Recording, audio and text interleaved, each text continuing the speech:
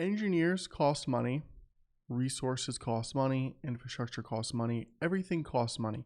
So the time that engineers are spending on a particular configuration, that's a big deal.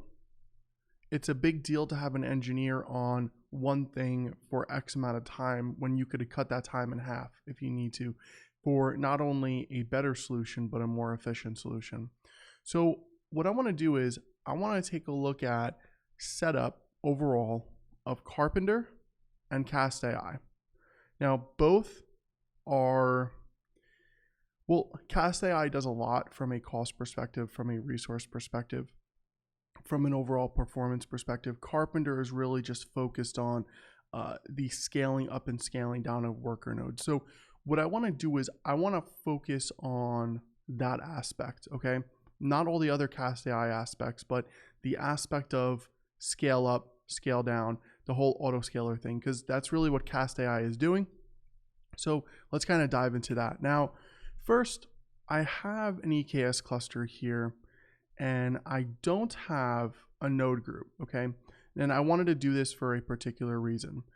Now, when you implement Karpenter, it's you know, these just-in-time nodes. It's, you know, scale up X amount of nodes, scale down X amount of nodes. But to actually get that to work properly, you need a worker node, at least one or two, in place first. The reason why is because when you install Karpenter, it has to be installed via, like, you know, Helm chart or whatever the case may be. But point being is there's Kubernetes resources like pods that are running. So because there are pods, you need worker nodes to run those pods. So you need at least one node group first. All right, so I'm going to type in test. I'll choose a node group here that I have available. I'll go next. And I'll keep the nodes pretty small. It's not that big of a deal.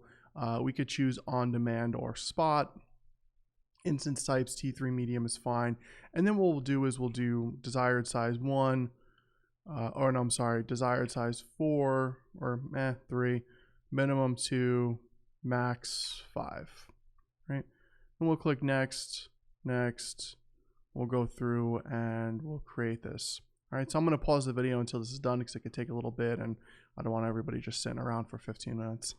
All right, so once your worker nodes are created, let's head over to VS Code here.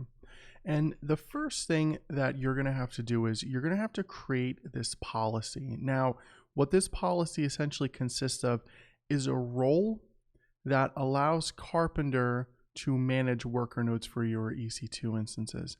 And this is done via AWS IAM, utilizing OIDC features and essentially creating a Kubernetes service account, okay?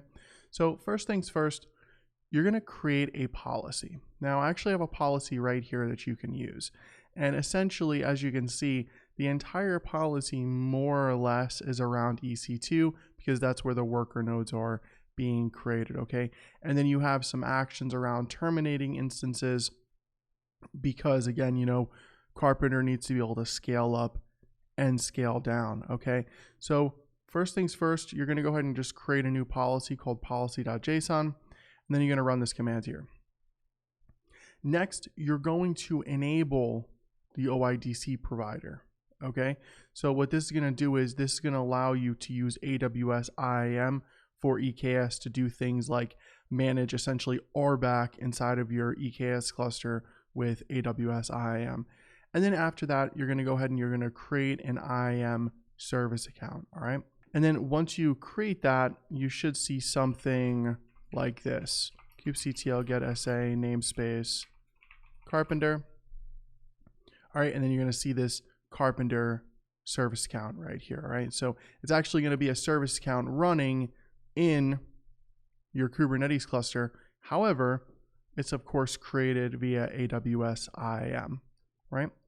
Now, once you do all of that, if we just head over back to the AWS console here, go to IAM, all right, and you go to policies, you'll see this Karpenter policy right here, and then you'll see this role. So this role is actually what's utilized to create the service count. Next thing is you're going to install Karpenter, and you can see that installation right here. What you're going to do is, you actually don't even need this step, to be honest. So you're going to go ahead and you're going to create a couple of variables for your cluster name, the IAM role that you just created, and your EKS cluster's endpoint. All right. Now, once you do all that, you can go ahead and you can run the installation here. All right. And this is going to consist of primarily the cluster name, the endpoint, the default instance profile, and this is very important here, specifying the service count. Because again, if you don't specify the service count, you cannot have Karpenter manage creating or deleting your worker nodes. All right. Okay. So once all of that's done, you'll be able to run kubectl get all namespace Karpenter. And then once everything is scheduled, all of your resources will come up, but it's primarily 2 pods that are running and the service, all right, via a deployment. All right, so that is a fair amount of stuff, I would say. It's definitely not an easy thing to get up and running, and not to mention that a lot of the documentation out there is either very outdated or versions are very incorrect, right? So that can obviously be a problem. Now what I want to do is I want to see how to do the same thing, but just with Cast.ai. Now from Cast.ai, and you can sign up for free, by the way, just go to the Cast.ai website, sign up for free, and you'll see a screen similar to what you see right here. I'm going to click Connect Cluster, and then I'm going to choose EKS because that's where my cluster exists. I'm going to go ahead, I'm going to copy this command here. I'm going to run that command. What that's going to do is it's going to essentially bring down all of the Kubernetes resources that we need and connect it via my Cast.ai account. So you can see it's creating the namespace, resource quotas, service accounts, et cetera, all the resources needed for Cast.ai to do its thing in a Kubernetes cluster. And then you can click on I ran the script, and we can actually see it here already, the KDS Quick Start cluster. And just like that, we can see our cluster here, and we can start the cost and resource optimization pieces. And we're going to dive into a few of those later on, and there are several different things that we can do in here. But, you know, the biggest thing that I just want to showcase is, again, when you run this one command and boom, that's it. It's all you have to do versus running all of the different configurations that we had to run just to get Karpenter up and running. We can see that getting Cast.ai up is definitely quicker, definitely way more efficient, and to be honest, just overall easier.